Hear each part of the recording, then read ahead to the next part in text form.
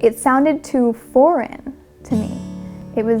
I never even thought in my life that I would ever go to Jerusalem. Even being a Christian, and this is the Holy Land, I just didn't think I would ever be here. The main thing that I would like to achieve by my studies here is to become really good at ancient Greek.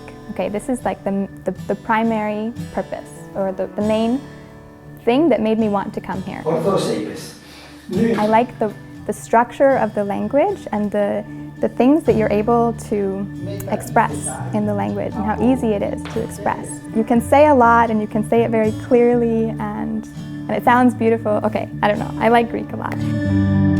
The other reason I want to become really good at Greek is because it seems essential for me. At different times in my life, in the past several years, I have wanted to study mainly theology and philosophy are the things that I've been interested in. And I realized kind of early on, because I had a professor who knew Greek, that if I really wanted to be a very serious scholar in theology or philosophy or both, really like the very first thing that I would need to do would be to become really good at Greek and Latin. You have scholars who just take someone else's translation and they do their scholarly work based on someone else's translation. And then you have scholars who want to go deeper and they want to look at the text themselves. And for that, you have to know the language. Προτίθεμεν το εξ, πώς τα λέει τα τούτο?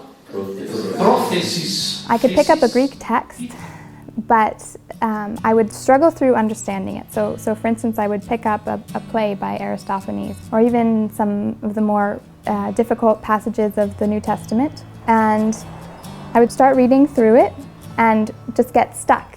I would spend so long searching like two words in a basic phrase, and in the end I would realize that this phrase was maybe an idiom, or it was something very simple.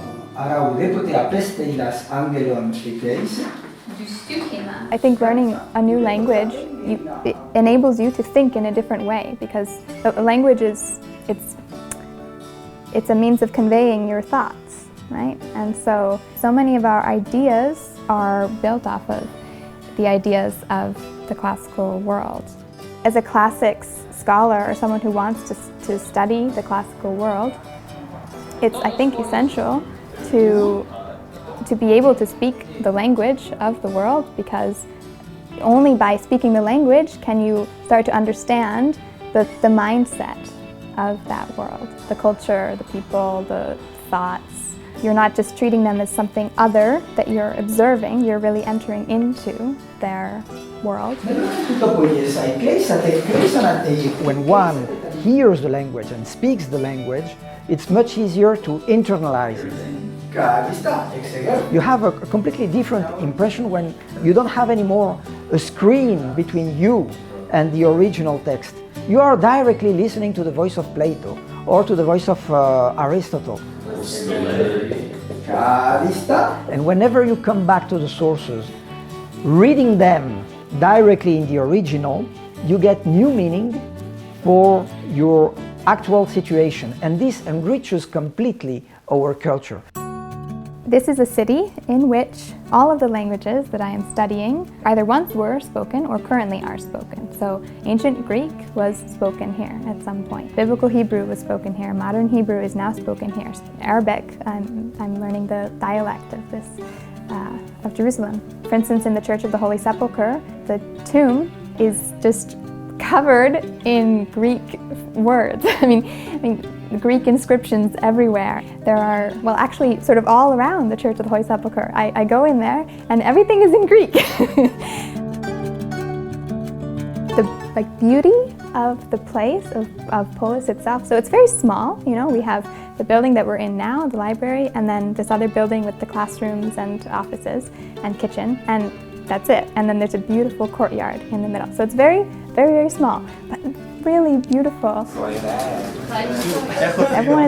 There's always a smile somewhere. You know, if you walk into the kitchen in Polis, in between classes or around lunchtime, there will be students and professors speaking to each other in whatever language they're studying, you know, so you'll have like the Arabic conversation going on, and the Greek conversation going on, and the Latin conversation, and then maybe an English conversation here.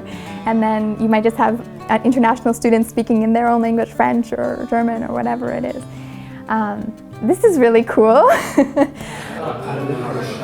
Here, I mean, this is also something that Polis does really well. It instills a deep joy in studying. There are people coming from all over the world to Jerusalem in order to study here for 2 years.